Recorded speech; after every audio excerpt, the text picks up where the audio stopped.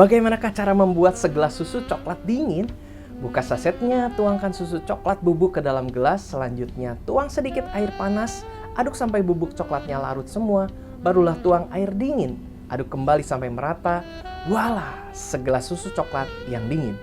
Apakah yang terjadi jika kita membalik atau menghilangkan salah satu komponen dalam urutan tadi?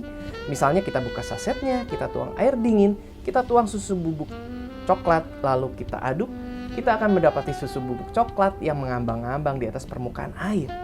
Begitu juga dalam hal lain, saat memasak, masukkan sayur dulu atau daging dulu. Saat membersihkan lantai, menyapu dulu atau mengepel dulu.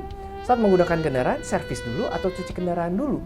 Hasilnya akan berbeda untuk urutan yang berbeda. Dalam kehidupan kita ada yang disebut sequence, ada yang disebut consequence.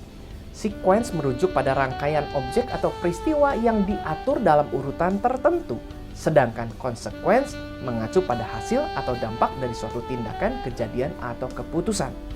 Kedua hal ini menjadi dasar pemrograman, robotik, ataupun coding, yaitu beberapa cabang keilmuan yang akan terus meningkat penggunaannya dalam waktu-waktu ke depan. Begitu juga dalam kekristenan ada beberapa sequence dan konsekuensi dari nilai-nilai kekristenan kita.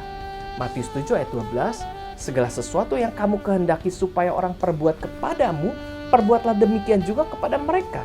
Itulah isi seluruh hukum Taurat dan kitab para nabi.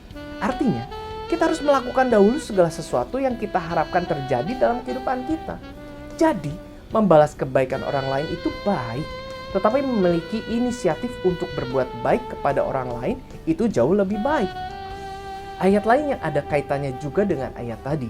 Dalam Matius 22 ayat 39, dan hukum yang kedua yang sama dengan itu ialah kasihilah sesamamu manusia seperti dirimu sendiri.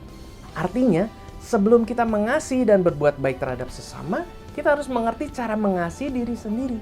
Contohnya, makan tidak terlalu banyak, tidur tidak terlalu malam, seimbang antara kerja, istirahat, dan olahraga, memperhitungkan pengeluaran dan pemasukan dalam kurun waktu tertentu, dan banyak hal lainnya. Kita harus mengerjakan bagian ini setelah Matius 22 ayat 37. Jawab Yesus kepadanya, kasihilah Tuhan Allahmu dengan segenap hatimu, dan dengan segenap jiwamu, dan dengan segenap akal budimu. Jika kita terbalik-balik dalam menjalankan nilai firman Tuhan ini, maka kekristenan kita tidak menjadi efektif. Orang menganggap angin lalu setiap ajaran yang kita berikan karena tidak ada kuasa di dalamnya. Karena itu, cermati firman Tuhan, mintalah hikmat Tuhan untuk menerjemahkannya dalam kehidupan sehari-hari, niscaya hidup kita menjadi berkat dimanapun kita berada. God bless you.